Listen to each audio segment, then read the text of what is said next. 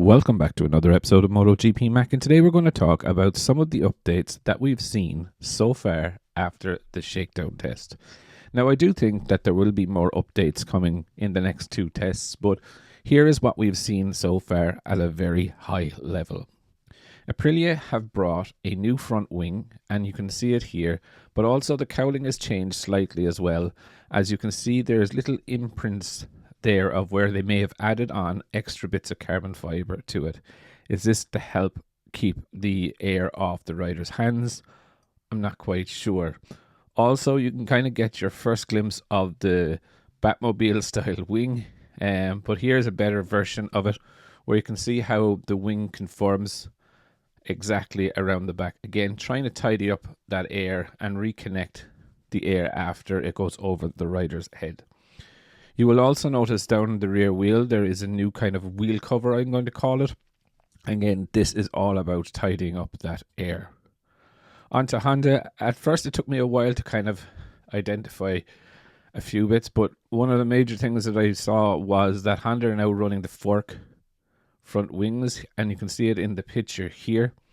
And also the kind of major thing is that how the Stegosaurus wings and the crossbar wing are working across the back of the bike. Again, it does look kind of cool, but I will also acknowledge that Marini and Mir were testing it without those. So interesting to see that they were using it to back to see what was going on. They are also running a new swing arm compared to last year, and this one looks like it's been on a bit of a diet, if I'm honest. It does look rather lean, so it'll be interesting to see how that fares.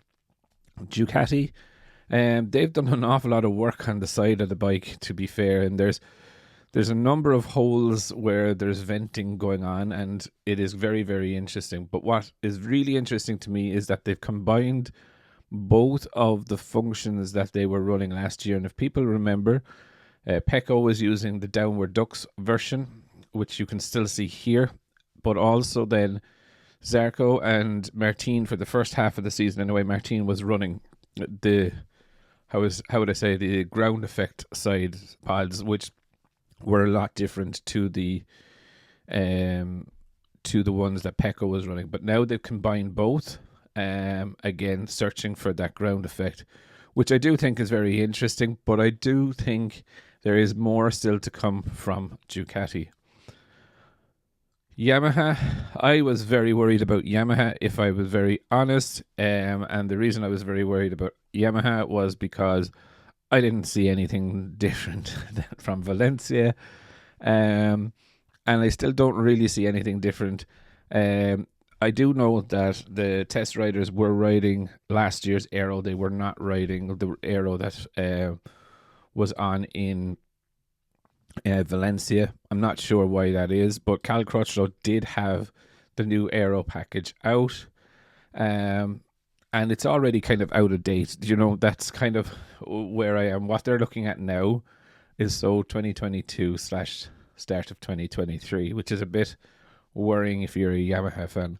They did try a new tail section, and as you can see it here, it is kind of sculpted like the Aprilia one. I wonder, are they trying to run a mass damper in the back of that Yamaha?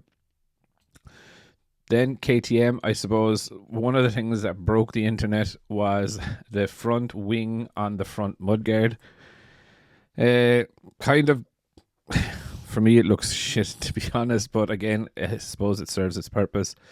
And also, they are trying more on the side pod as well. You can see how heavily gouged out that aero piece is at the side, the one main wing, but that's not really updated since Valencia. All in all, I think the Shakedown test was pretty good, pretty interesting. But again, look, it is just the Shakedown. You know, the race riders are out this week, so I think it will be very, very interesting. But I would definitely love to know your thoughts.